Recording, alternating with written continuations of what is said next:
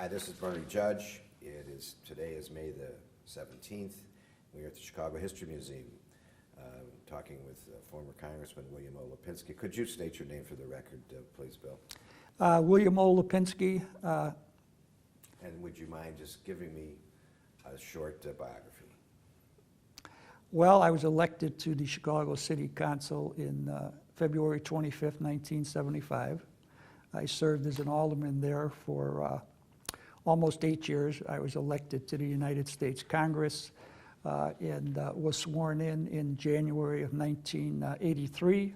I spent 22 years in Congress, retiring approximately 5.5 years ago. Before I was elected alderman of the 23rd Ward in the city of Chicago, I worked for the Chicago Park District in the Recreation Department for 17 years. I've been married for 48 years to Rosemarie Lipinski. We have 2 children, a daughter who is married and has 2 grandchildren, and a son who is married but doesn't have any children at the present time. Right, and he's now the congressman. He is now the U.S. Congressman, yes. Your wife is a Georgetown Law School graduate. Yes, she is Georgetown Law School Where graduate. did you meet? Just out of curiosity. She worked for the Chicago Park District, and I worked for the Chicago Park District. We were both instructors of physical education, and her name was Lipinski. She spelled it L-A-P-I-N-S-K-I, and because of the name being the same, we used to see each other at institutes and other events, and we would say, hello, brother, hello, sister, and ultimately that relationship grew to where we were married in 1962. Now, did you and Ed Kelly's, did your paths cross? Because he was many years. Ed Kelly was the general superintendent of the Chicago Park District for probably the last 4, 5, 6 years that I worked for the Chicago Park District. And yes, Ed Kelly was very helpful to me in becoming the ward committeeman of the 23rd Ward in the city of Chicago prior to the time I was elected alderman in February of '75. Well, I'm glad you mentioned that, being the committeeman. How did it come to be that Mayor Richard J Daley appointed you the committeeman of the 23rd? I was running for alderman of the 23rd Ward in the city of Chicago. The ward committeeman at that time was Frank Kuda, who had been an alderman but was defeated 4 years earlier by Joe Potempa. Kuda was under, I was going to say indictment, but actually he had been convicted by this time. But as a ward committeeman in those days, until you went to jail, you didn't have to resign. But I was running against 7 people. Mayor Daley was in a relatively tight race at that time also for him. And it was determined that it would be helpful to myself and probably to the mayor in the 23rd Ward if we changed committeemen. There was a state representative by the name of Bob Terzich, who was from the 11th Ward but now lived in the 23rd Ward, was slated for state representative by a previous committeeman, Frank Wolf, and he seemed to be the #1 candidate for committeeman of the 23rd Ward when Frank Kuda had to step down. Now, Kuda was supporting me, but the biggest support I actually received was from Ed Kelly, who was the general superintendent of the Park District, who seemed to be very close to Mayor Daley. And he talked to the mayor, and I got a call one day and was told to go down to the Democratic headquarters. I got the call from Tom Donovan to meet with Mayor Daley. I went in, I sat down, met with Mayor Daley. He simply said to me, "Are you interested in being a committeeman of the 23rd Ward?" And I said, "Yes, sir, I am." And he said, "Well, I want you to go back out there, call up all the precinct captains, have a meeting of all the captains tomorrow. I'll call the other guy and tell him to nominate you. Do you have any questions?" I said, "No, sir." By the time I got back to my home, I had a call from State Representative Robert Terzich saying that he wanted to nominate me the next night for the committeeman of the 23rd Ward in the city of Chicago. I see. So was that the first time you met the mayor? Well, it's the first time I had really met him. Yes, I had actually met him several times before because he used to come to a number of Park District events that I happened to be at also. But you know, I'm sure he didn't remember me from those at all. Of course, I remembered him, but he didn't remember me. So it's the first time I met him. I see. And it's interesting that you mentioned that he met you at Democratic headquarters and not in City Hall. No, well, we were talking about the ward committeeman. He wouldn't talk to me about the ward committeeman job in City Hall. He talked to me maybe about aldermanic things, but he always seemed to keep government and politics pretty well separated. That strikes me as somewhat unusual, or was that more or less the way it worked? I think that's the way it worked. That's the way it worked. Now, for someone who he had known for 25, 30 years, it may not have worked that way. He may have been more candid and open with them in the mayor's office talking Yes. about politics. But with me, he always talked about politics at the Democratic headquarters, and I think that's perfectly understandable. Sure, sure.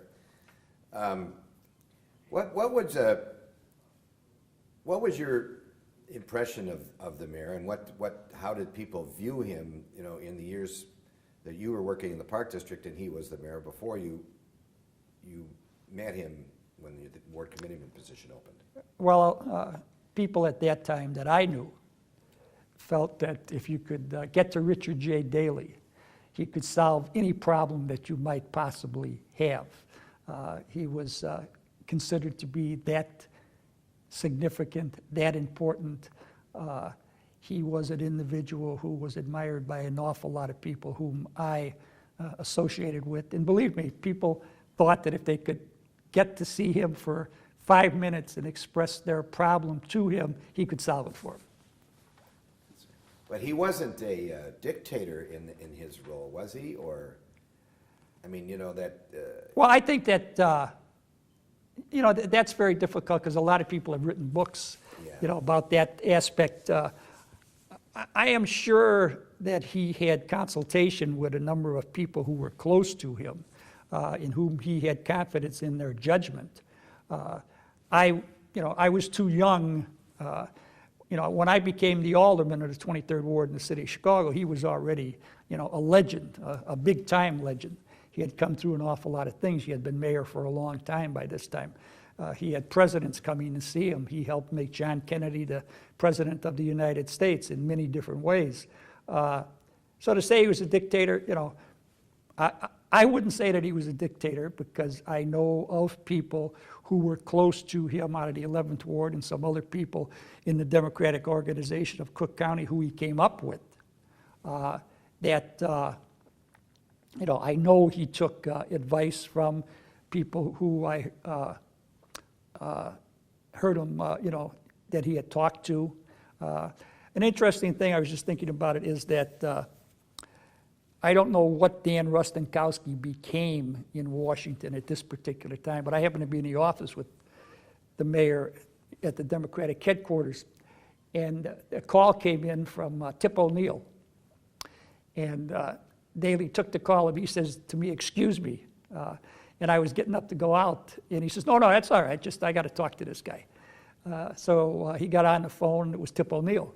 He says, "Mr. Speaker, I want to thank you very much for helping Danny out. I certainly appreciate it. He's an extremely important member of our organization here, and he does great work for the city, great work for the state, and of course, he does great work for the country also, and I appreciate your support for him." And I think a man that, was a legend at that time, that could make a call like that to someone and be as, thankful to that person for helping someone out from his organization certainly couldn't be a dictator. No, it's just that usually when so much power is gathered like that, you think of it in that way. And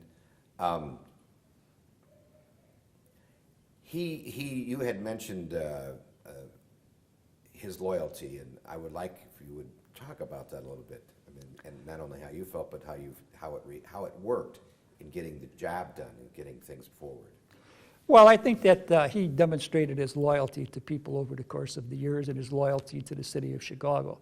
I think, number one, the fact that he never wanted to be anything but mayor of the city of Chicago and the political leader of the city of Chicago and probably the state of Illinois, demonstrated to people how loyal he was going to be to the city, to the state, and to those people who made up the city government and the democratic politics in the state of Illinois.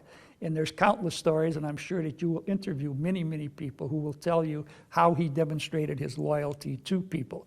Now, people such as myself, who never really had any contact with him until I got into elected public office, only knew of the loyalty that other people talked about him having. But I always considered him, even before I knew him, a person who you could depend upon, and a person who, if he said A, it was going to be A. And I think that helped him out as mayor. I think that helped him out as leader of the Democratic Party. His word was his bond, and he was loyal to the people who was loyal to him. I remember there was an opening for chairman of the Parks and Recreation Committee in the City Council. And myself and a couple of other young, aggressive committeemen were after that job, and we all went in to see him. And I gave him a letter with all my background information in the Park District and how I'd be an excellent candidate for it.